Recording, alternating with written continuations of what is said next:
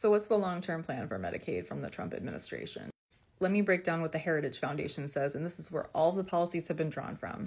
This is the place that made Project 225. If you go into their solutions section, you'll find a lot of different articles written by them and other recommendations.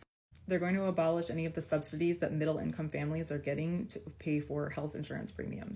And then they're going to apply the subsidies instead to Medicaid participants.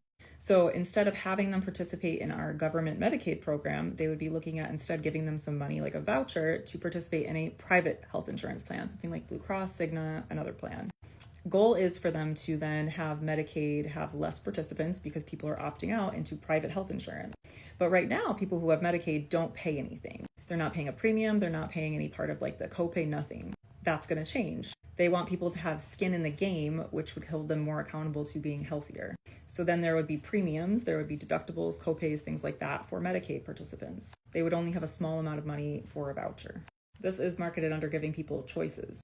They want strict work requirements and they also want strict poverty requirements. With this allows the state to be able to reduce benefits offered. That could mean they're more likely to exclude people who have chronic health conditions and mental health conditions and saying we're not paying for those services. Once they reduce Medicaid enrollment to push everybody to private plans, that's when they say we don't need this anymore.